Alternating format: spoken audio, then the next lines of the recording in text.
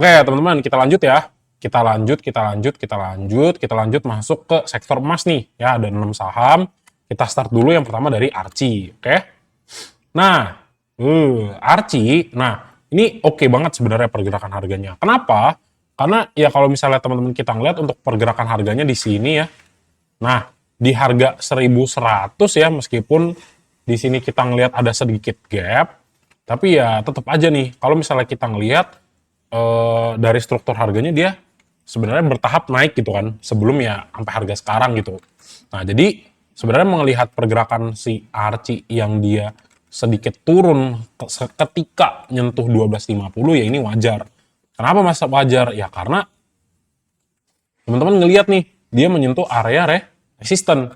Ya wajar namanya kalau misalnya area resisten ya, kalau misalnya teman-teman lempar sebuah bola ya sampai kena plafon rumah di atas, ya ini kan pasti bolanya mantul ke bawah gitu ya, karena ada limit yang membatasi pergerakan si harga bola yang teman-teman lempar. Sama seperti technical juga ya, kurang lebih konsepnya mirip. Di sini kita ngelihat ada area resisten ya di 1250.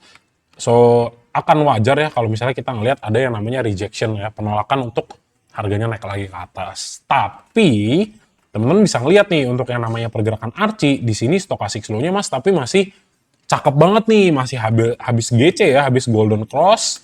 Terus kita ngelihat juga, wah jauh nih Mas, bedanya jauh nih. Berarti potensi naik dong. Iya betul, potensinya naik.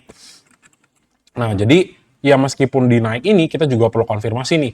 Kenapa ya? Karena kalau misalnya rejection ya kalaupun nanti ada koreksi dulu sedikit gitu ya, misal ke 1200 sebelum harganya naik lagi, ini tetap wajar. Karena apa? Karena ya dia create another higher low kan sebelum harganya naik lagi ke atas.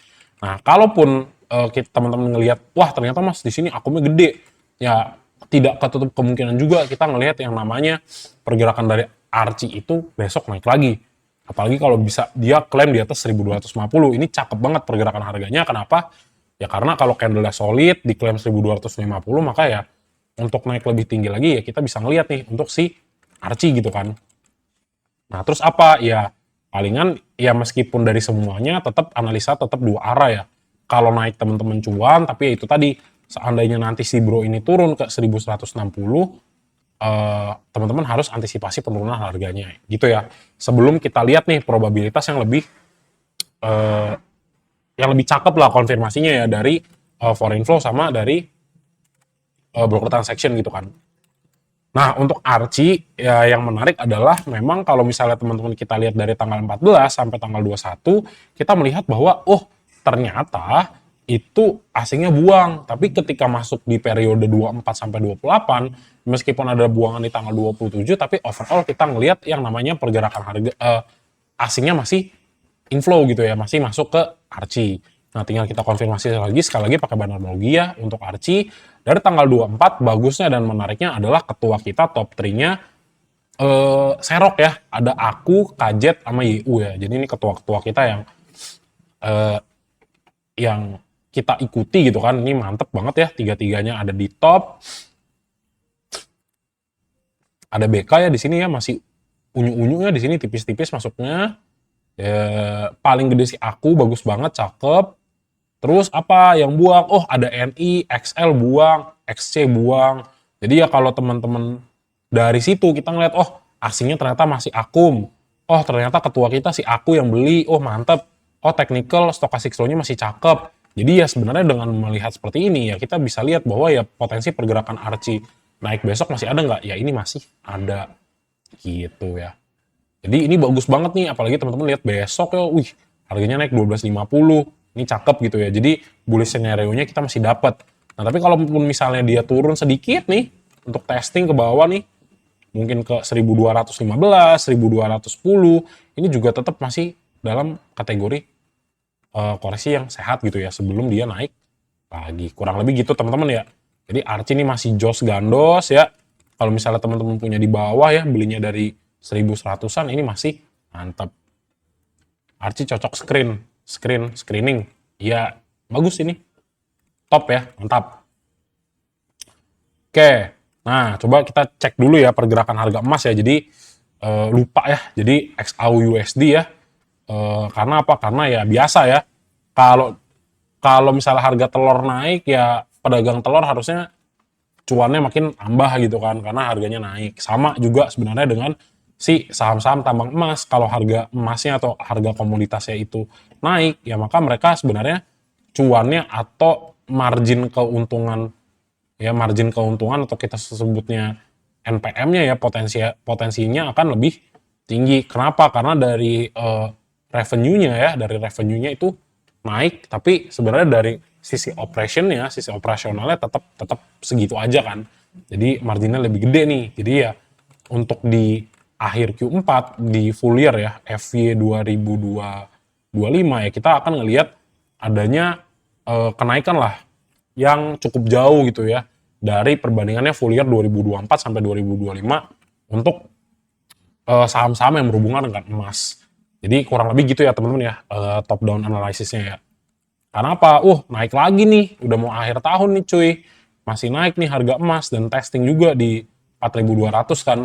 Jadi ya kalau misalnya ini naik ya mantep, bagus sekali untuk saham-saham emas. Jadi yang nyangkut-nyangkut di Antam ya, yang nyangkut-nyangkut di PSAB ada potensi untuk kembali kejemput gitu ya. Jadi sesuai lah dengan proyeksi kita ya teman-teman ya.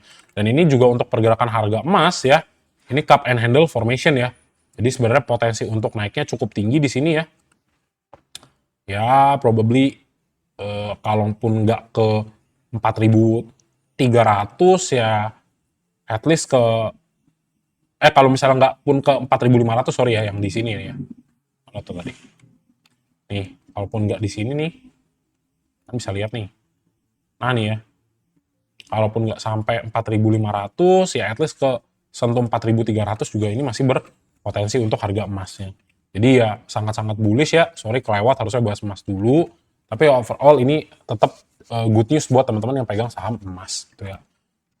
Oke, kita lanjut ke Antam. Nah, untuk Antam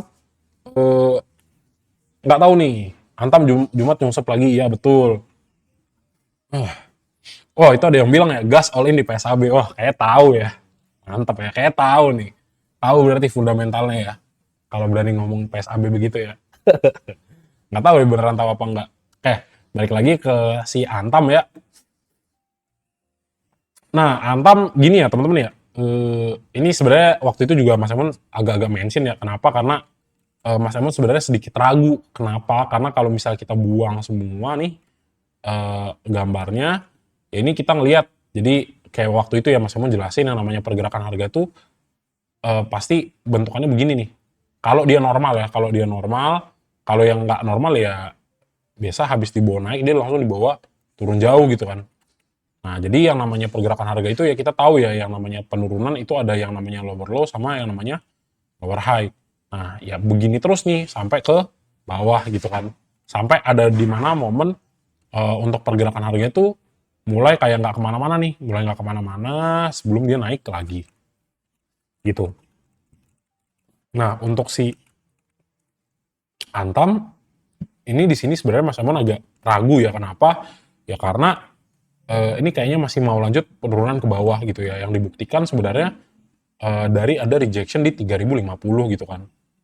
Ya sejujurnya teman-teman ya, di sini yang terakhir itu adalah supportnya di 2830 gitu ya. Jadi kalau misalnya teman-teman lihat secara pergerakan harganya, yang namanya si Antam itu nanti dia tiba-tiba tembus dari bawah, ya tembus ke bawah, ya ini potensinya akan jadi masuk ke area downtrend gitu ya. Oke, tuh jadi teman-teman udah kebayang nih strukturnya. Kenapa ya? Karena di sini ada spread ya, kenaikan harganya daripada Antam. Ya sebenarnya harapannya apa? Harapannya ya ketika area support ini disentuh, harganya bisa balik lagi mantul naik ke atas gitu ya. Nah sekarang kita coba bahas di sini. Oke. Nah sebelumnya Mas Emon sudah tandain area di 3000 ya, bahwa kalau 3000 ini dia nggak bisa klaim harganya solid, maka potensi untuk penurunan lanjutannya kita akan lihat nih di bawah 3000. Dan itu terjadi lah ya di tanggal, khususnya di tanggal 26 November kita nggak bisa ngelihat nih yang namanya ada konsistensi daripada kenaikan harga di Antam gitu kan. Jadi akan sangat wajar dia turun. Nah dia udah ngelewatin nih teman-teman ya 2930. Nah ini yang penting nih, ini yang agak krusial ya di 2870. Kenapa? Karena kalau teman-teman ngelihat untuk pergerakan 2870-nya ini makin turun, nah ini potensi dia untuk turun ke bawah makin dalam gitu ya. Tapi tetap nih, ini Mas Emon nggak bisa klaim langsung, wah dia akan turun at least ke 2700, nggak bisa gitu ya. Ya kita tetap lihat juga, kalau ternyata di misalnya di let's say pergerakan 24 sampai di tanggal 28 Novembernya ini ternyata asingnya udah mulai akum, ya ini beda cerita gitu kan. Tapi ya kalau misalnya kita ngelihat yang namanya price action, dia itu turun lagi besok di bawah 2870, nah ini teman-teman kita harus antisipasi nih untuk lanjutan penurunan harga si Antam gitu ya. Nah, terus kita cek nih. Nah, ternyata masih nih. Nah, ini kan di sini kan sebenarnya sejauh mata memandang ya kita lihat ya. Dari tanggal 17 sampai di tanggal 24 kita lihat nih, buangannya dalam ya, buangannya dalam. Coba terakhir tanggal 24, tanggal 24. Mana ya 24 ya? Ini kayaknya nih. 24 apa nih? 24 bulan 11. 24 bulan 11. Ini ya. Nah nih. Ini kan masih sempet nih buangan nih. Terus dia itu 2 hari naik, kemudian di sini buang tipis, baru dibuang lebih banyak ya, 74. Nah, buangan terbesar itu tanggal 17.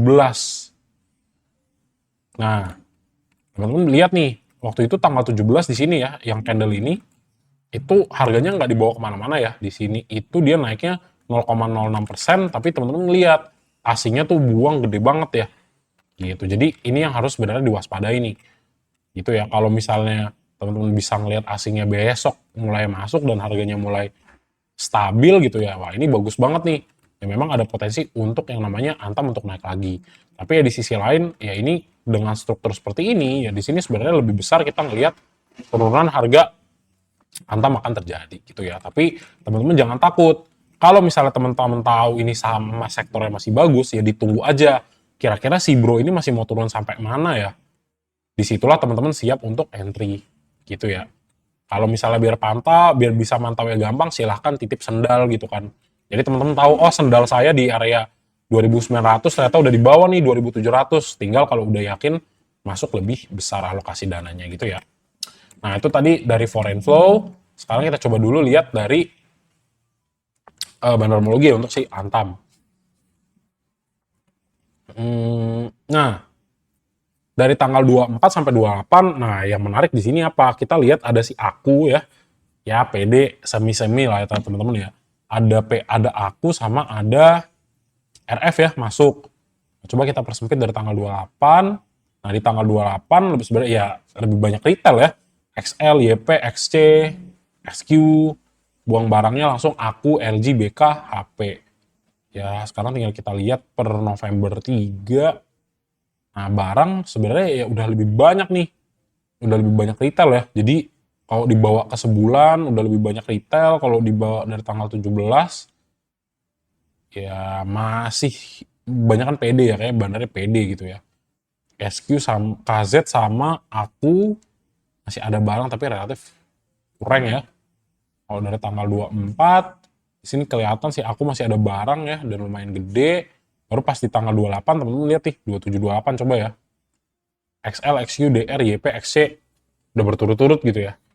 Gitu. Jadi ya ditunggu aja, bukannya berarti nggak bagus. Kalau misalnya teman-teman dikasih harga yang lebih murah, kenapa nggak gitu kan? Jadi ya kurang lebih Antam seperti itu ya teman-teman ya. Pantau di 2870 ya, pantau di 2870. Kalau misalnya dia breakdown, yang next target kita ada di 2810. Ya hopefully sih di sini aja udah bagus banget nih kalau teman-teman dapat posisi untuk entry ya. Gitu, ini udah oke lah. Nah, sama gini nih. Kalau nanti dia harganya turun di bawah 2000, di deket banget sama 2800, nah di sini ada gap ya untuk yang namanya Antam di level 2740 sampai 2760. Jadi kalau misalnya dia nanti breakdownnya agak tinggi ya ini harus di cover dulu nih area ini ya, apa namanya, area gapnya ini harus dipenuhi dulu. Gitu, oke, kurang lebih seperti itu. Nah, itu untuk Antam ya kurang lebih ya. Oke, nextnya kita bahas untuk BRMS ya, BRMS. Apa kabar nih sobat-sobat BRMS ya yang pegang BRMS? Nah, jadi ya memang sometimes nggak 100% bener-bener langsung terjawab gitu ya, harga emas naik, saham-saham emasnya langsung kesambit naik. Ya mungkin bisa jadi butuh delay dulu, atau memang misalnya investornya itu masih, ibaratnya asingnya itu masih pengen, kayak kita coba keluar dulu deh, ini kita nggak ada yang tahu gitu ya. Tapi ibaratnya sebenarnya tinggal tunggu waktu nih. Kenapa? Karena kan harus selaras ya. Kalau emasnya naik, ya selaras juga dong harusnya dengan sahamnya. Kalau memang sahamnya itu beneran saham tambang emas gitu kan. Nah, BRMS banyak asing yang buang. Nah, di BRMS sebenarnya analisanya agak sedikit khusus, dalam artian ya kita tahu si bro BRMS ini dia kan masuk MSCI ya. Nah, ini tadi yang harus dilihat, ini MSCI sell on news, apa emang masih ada potensi untuk dibawa naik gitu kan. Kenapa mas sell on news? Ya karena semua orang udah ngomongin BRMS ke 1000, dan itu sudah, ya udah berhasil diklaim 1000-nya gitu kan. Nah, jadi apa? Jadi ya kalau misalnya teman-teman lihat sebenarnya, kalau dari perspektif di sini nih ya, kita hilangkan semua nih. Ya teman-teman bisa lihat nih. Ya oke, terlepas deh dari harganya yang dari Agustus naiknya udah 160%. Tapi ya kalau misalnya kita ngomongin structure yang terbentuk, di sini kan sebenarnya masih naik nih. Ya, nih. Jadi kalau misalnya kita jegat di sini ya, kita bikin sebuah garis support. Nah, teman-teman lihat nih, oh iya mas, ternyata iya dia bentuk lah ya, dia bentuk nih ascending triangle ya kan, ascending triangle, and then kita ngeliat juga nih, oh ternyata di dalam ascending triangle itu kita juga ngeliat nih ada yang namanya higher low yang terbentuk. Jadi untuk potensi naik lagi ke atas bisa dong, ya ini tetap bisa. Tapi ya kunciannya apa? Kunciannya di sini kita harus lihat, oh asingnya akum lagi, atau di sini justru wah asingnya buang nih mas, berarti potensi untuk turun besar dong. Ya ini kemungkinan juga terjadi. Tapi ya overall kita melihat bahwa secara structure yang namanya BRMS itu masih dalam keadaan potensi untuk naik gitu ya. Nah, sekarang kita lihat ya yang lebih lengkapnya, versinya di sini. Nah, kalau tadi teman-teman misalnya lihat, wah ada pola juga yang terbentuk gitu. Sebenarnya Mas Simon simplify-nya ke ada harga yang harus dia jaga gitu ya.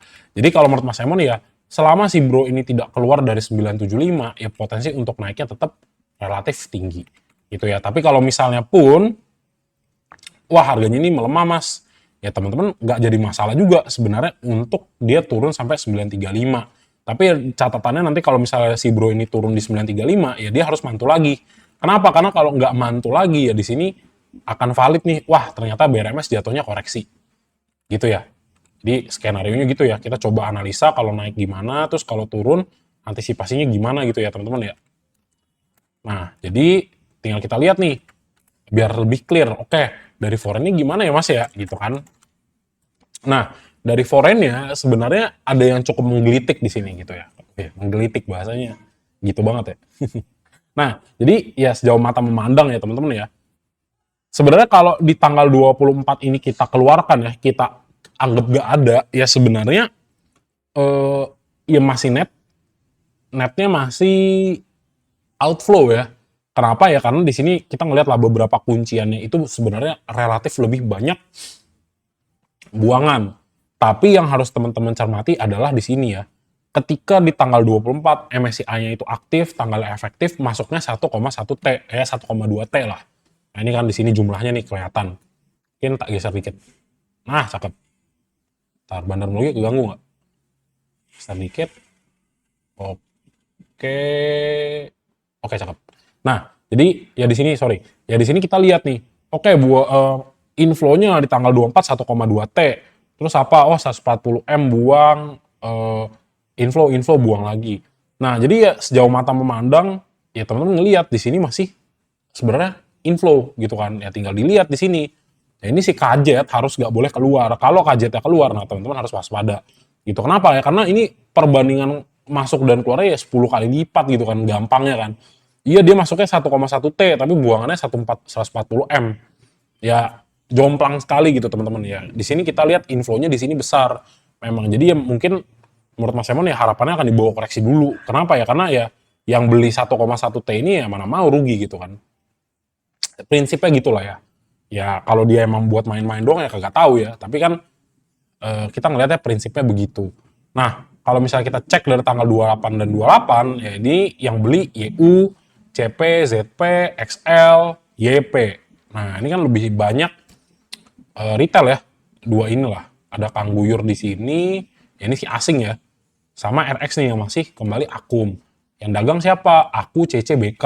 Nah, coba kita lihat per tanggal 24 siapa sih yang kira-kira akum sebanyak itu gitu kan. Kita coba cek khusus di tanggal 24 aktif MSCI siapa yang pegang barang terbesar ya RX dan KZ. Jadi kita harus perhatikan RX dan KZ gitu ya. Jadi ketika RX jualan, nah teman-teman harus tahu nih, wait, kenapa sih bro, kenapa ketua kita jualan gitu.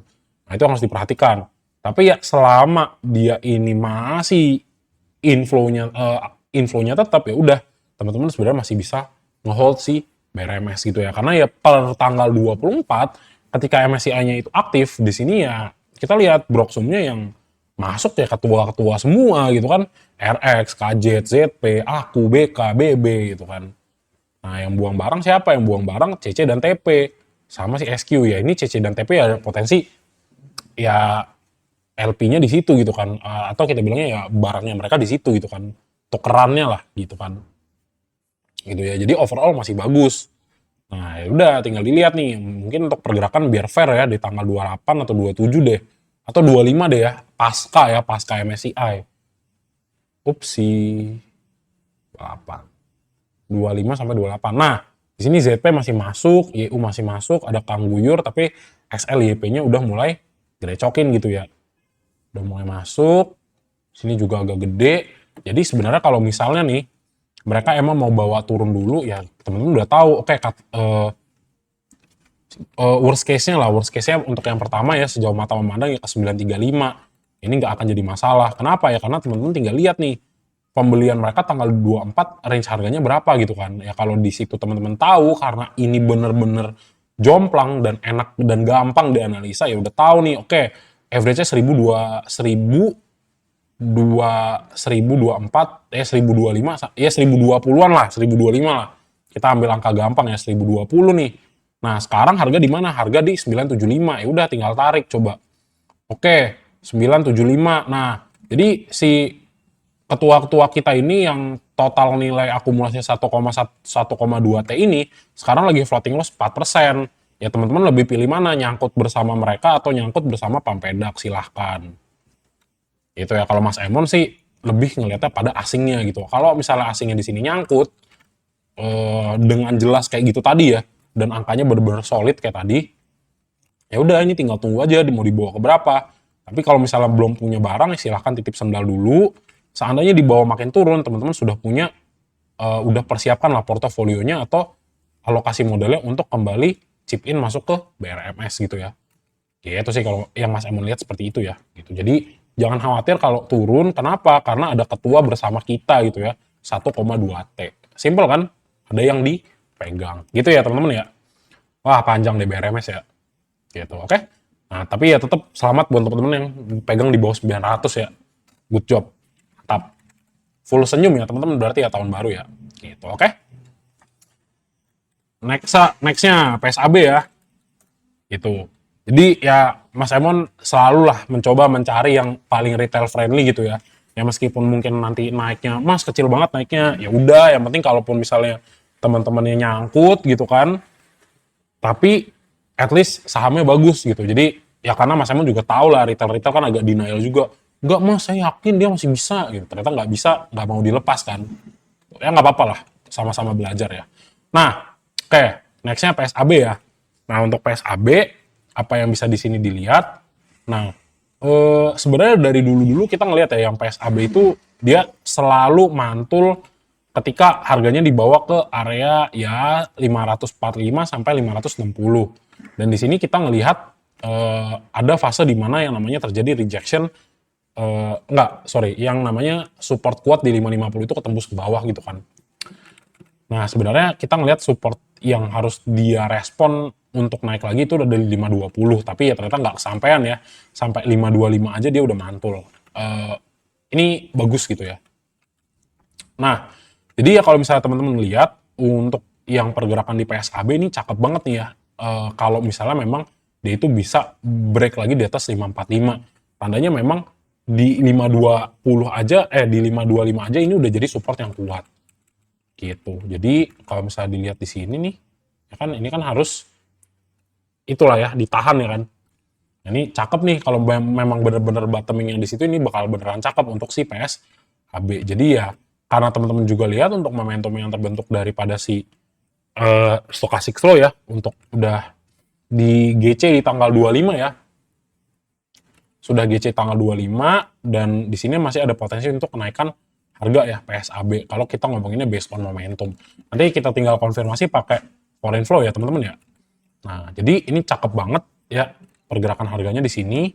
Ya memang kalau misalnya dilihat dari struktur harga kan ini masih kategorinya create yang namanya lower high. Ini juga ada potensi nih kalau misalnya reject di 550 ya bisa jadi creating yang namanya lower high lagi. Tapi ya kalau misalnya teman-teman lihat strukturnya dari sedikit lebih jauh gitu kan, wah ini sebenarnya ya si bro ini masih dalam kategori uptrend ya. 1, 2, 3. Ini tinggal ditunggu nih. Kalau dia bisa sideways terus naik, ini akan cakep banget gitu ya. Nah, jadi lanjut. Di sini, ya kalau teman-teman pengen consider entry di PSAB ini juga relatif bagus menurut Mas Emon ya. Ya tinggal pantau aja kalau misalnya break di 520 atau turun lah ya, antisipasi ya tinggal teman-teman bikin SL di berapa? 515 ini ya. Atau potensi downside-nya sekitar 5 ya 4% something lah gitu. Tujuannya apa Mas? Tujuannya kalau nanti PSAB dihajar sampai 400-an, teman-teman bisa ngambil di sini barangnya lebih banyak. Kenapa ya? Karena kalau teman-teman lihat di sini ada area support yang belum di respon gitu ya, belum di retest. Nah, bukan ngomongin ada potensi bawa ke 440, bukan. Tapi seandainya dikasih kesempatan untuk membeli sebuah saham bagus di harga yang lebih murah, ya kenapa enggak gitu kan. Kayak gitu ya kurang lebih ya. Tapi kalau misalnya menurut Mas Emil sih ini momentumnya udah cakep ya di sini ya. Ya kita tinggal tunggu naik aja nih. Nah, kita tinggal lihat nih. Nah, untuk yang namanya si PSAB, nah ini sebenarnya harus nunggu agak lama sih gitu ya. Betul, harganya kurang lebih dijaga ya 530, 535 ya kan, harganya kejaga. Kalau dulu 535 sampai 550. Nah, ya di sini kalau kita teman-teman lihat ya dari tanggal 14 ya, sejauh mata memandang ya memang masih banyak buangan nih. Tapi ya kalau misalnya dilihat memang dari harganya yang 00 ini nih, udah capek berarti dia ya, stagnan ya 525, 535, 540. Nah, di sini kita udah lihat nih, wah udah mulai ada nih asingnya yang masuk. Tinggal kita cek nih. Untuk yang namanya si PSAB, dari tanggal berapa nih? Coba 28 dulu ya. Nah, masih sulit. Kenapa sulit? Ya karena XL ya, masih di top. Ada YP, ada XC juga. Yang buang barang siapa tuh? YJ, MG, EL, SH. Oke, jadi di sini kita nggak bisa ngambil kesimpulan ya. Kenapa? Ya karena mix nih, belum kita dapat sesuatu yang jomplang gitu kan. Nah, tapi kalau dari seminggu ya kita ngelihat ada ide. Ini ide siapa kagak kenal ya. Ide siapa no? Anugrah Sekuritas. Nah, ini YTTA lah ya. Tuh FTR, NES, mainan yang aneh-aneh ya. Jadi YTTA lah ya. Nah, jadi ya PSAB, oh iya ada yang akum nih si ide. Nggak tahu mungkin bandarnya gitu kan. Tapi yang menarik lah, dia salah satu yang kagak jual ya, dan akumulasi volume paling besar. Yang buang ZR sama AZ kalau dari seminggu, tinggal kita mundurin. Kalau dari sebulan siapa yang pegang? Oh ternyata ide. Nah ini XL, XC, YP mana kamu? Nggak ada ya, XL, XC ya. Retailnya masih ada yang pegang di sini. Ya, jadi kalau misalnya pun dibawa sedikit lebih lama ya dia untuk sideway, ya udah tahu oke, ternyata sebulan yang pegang retail masih banyak. Nah yang keluar siapa? Aku dan AJT ini tinggal kita tunggu aja nih. Kira-kira asing siapa nih yang mau klaim lagi, yang mau masuk lagi ke PSAB. Gitu ya. Jadi overall ini masih belum banyak yang ngomongin. Itu kan masih sepi lah daripada Archie sama Archie ya tadi yang udah mulai naik ya. Gitu. Oke, kurang lebih seperti itu untuk si PSAB ya. Oke, nextnya HRTA. Nah, ini HRTA udah berkali-kali ya di call ya untuk JJS ya. Nah, jadi ya nextnya apa? Nah, nah nih yang menarik nih.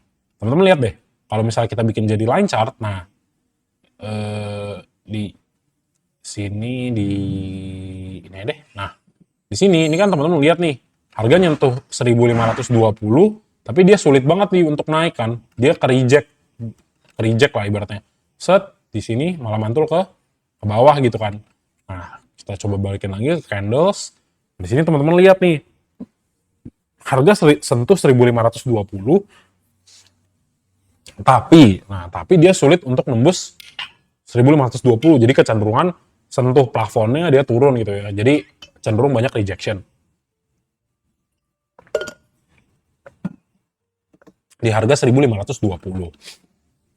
Nah, jadi tetap ya, kalau misalnya teman-teman ngelihat yang namanya HRTA itu turun ke 1420, apakah berpotensi? Ya ini tetap berpotensi. Gitu kan. Di sisi lain, karena kita ngelihat secara price action itu dia bagus banget, dia higher low, higher low, higher low lagi, ya ini tinggal kita tunggu nih potensi untuk HRTA klaim lagi dengan candle yang solid untuk lewatin 1520 gitu ya. Jadi ini sebenarnya ya tinggal dikit lagi lah, ini bakalan ke klaim gitu kan. Jadi ya sebenarnya HRTA kalau yang pegang di bawah ya tinggal di hold. Kalau yang pengen masuk sebenarnya ini juga lumayan bagus. Kenapa? Karena teman-teman lihat harganya naik tapi ninggalin ekor di bawah. Tandanya memang demand-nya di sini lumayan besar gitu ya. Meskipun tetap berpotensi juga sometimes itu kita ngeliat koreksi ya masih berpotensi gitu ya. Tapi ya probabilitas di sini udah ngeliat nih ya potensi untuk naiknya cukup besar. Terus tinggal kita lihat, oh stochastic slow-nya memang udah di area overbought, tapi ya belum ketemu nih. Jadi ya mungkin 1-2 hari masih bisa dimanfaatkan harganya sebelum dia GC ke dead cross ke bawah gitu ya. Tapi bisa nggak mas dia naik lagi? Ya bisa-bisa aja gitu ya. Tinggal ini tadi dikonfirmasi pakai yang namanya foreign flow. Nah HRTA, nah kita lihat, oh ternyata ya sejauh mata memandang ya kita ngelihat dari tanggal 14 sampai di tanggal 28 ya sebenarnya masih ngelihat adanya akumulasi gitu kan ya. Dari segitu lah ya, kita lihat ya masih asingnya masih masuk. Tapi ya khususnya di 2 hari terakhir di tanggal 27 dan 28, oh ternyata asingnya buang nih. Gitu. Jadi ya kalau misalnya teman-teman lihat harganya turun ya jangan heran ya kenapa? Oh iya ya, asingnya buang. Ya wajar gak? Ya wajar gitu ya. Tapi kalau misalnya naik ya udah cakep, berarti cuan gitu kan. Nah, tinggal kita lihat nih, kira-kira brokernya siapa ya? Nah, untuk HRTA, nah ini kalau sebulan ya dari tanggal 3 ada YU sama ZP. Nah, si BB-nya akum ya, kagak ada dagang sama sekali. Terus kalau misalnya kita mundurin dari tanggal 24, ZP masih akum, ada CC, PD, OD, BK. Oke, nggak bisa ngambil kesimpulan. Yang buang kajet. Ini yang bahaya, yang buang kajet. Kita harus tahu yang sebanding dengan kajet, misalnya si aku, oke si ZP sama CC boleh lah kalau misalnya mereka sama-sama akum.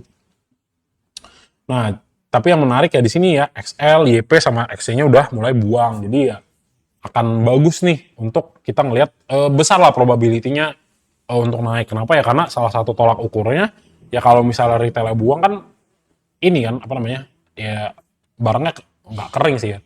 Barangnya banyak ya. Barangnya berlumpur lah di bawah gitu kan. Tinggal siapa yang mau serok bikin kering gitu kan.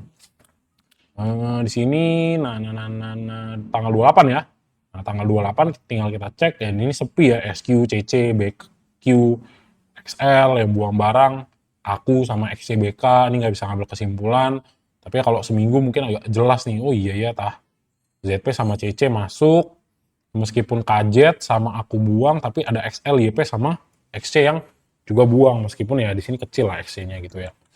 Kurang lebihnya begitu. Jadi kalau untuk target ya HRTA kalau misalnya dia bisa break ya dari 1520 ya ke 1695 targetnya ke 1700 lah ya. 1700 gitu. Oke. Kurang lebih begitu. Lanjut ke MDKA ya. Kan betul kan kemarin ya yang nonton eh, video Mas Emon bahas Bitcoin nyampe kan ke 90.000 kan. Biasa, teknikal gitu ya. Nah, Medco ya sekarang ya. Medco. MDKA ya, sorry.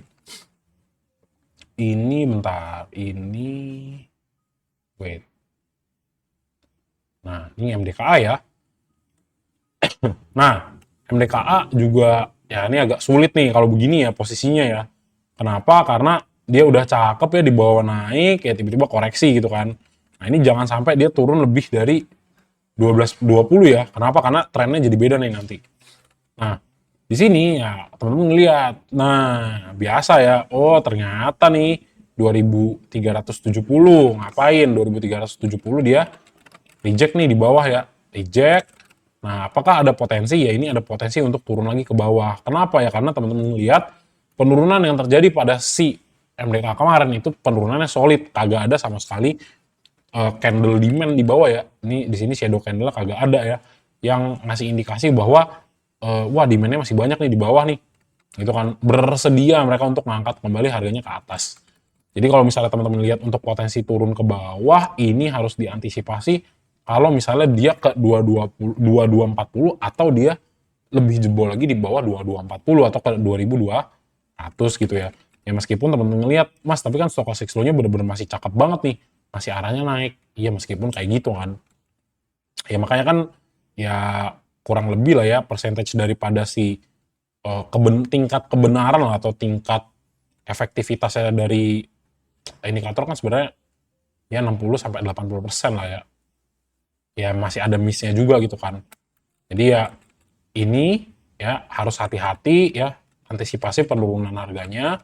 Tapi kalau misalnya ternyata kita ngelihat di sini ternyata malah akum gede ya justru teman-teman bisa consider nih untuk entry di agak sedikit di bawah gitu kan. Karena ya bisa jadi nih untuk yang namanya si MDKA bukannya turun tapi emang pengen koreksi dulu untuk creating bener-bener yang namanya lower high ya. Higher low di 2240. Kalau kita ngomongin market structure atau price action yang akan terbentuk gitu kan. Nah, di sini ya kita tinggal lihat untuk si MDKA apakah asingnya keluar apa enggak. Ternyata yang menarik adalah harga turun tapi asingnya masuk. Nah, itu yang menarik gitu kan. Oh iya, turun tapi asingnya masuk. Nah, ini harus dicermati gitu kan. Oh, apakah dianya akum ya dari tanggal 14, let's say 2 minggunya. Ya ternyata di sini ini gede sih ya. Nah, ini masih distribusi ya. Kenapa? Ya lihat aja dari bawah nih. Tapi ternyata udah mulai konsisten dari tanggal 21 sampai tanggal 28. Nah, ini kamu 21 ya. 21. Nah, dari sini ternyata masih akumulasi. Jadi even teman-teman dikasih satu kali lagi koreksi di bawah, silakan coba untuk entry si MDKA. Tapi tetap kalau misalnya udah tahu begitu, tetap ya ingat 3 sampai 5%.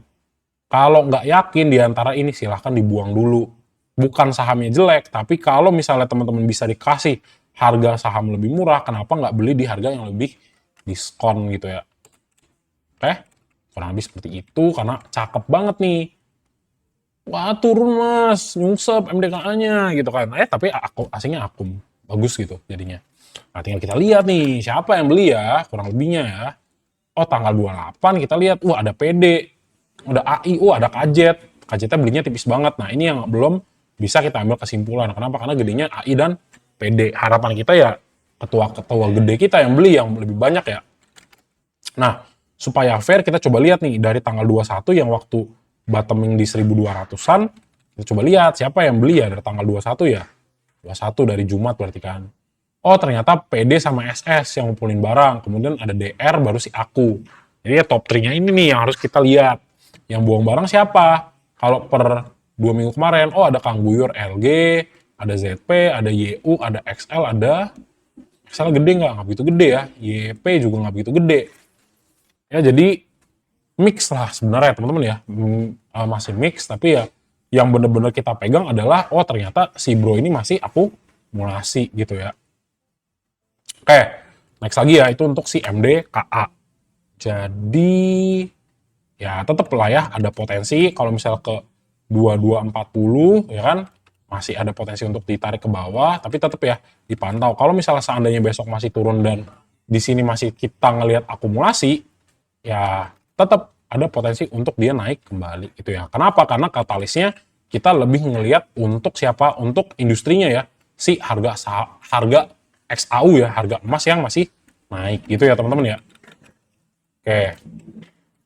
Jadi kurang lebih gitu ya pembahasan untuk saham-saham yang berhubungan dengan emas ya. Kurang lebih 6 lah.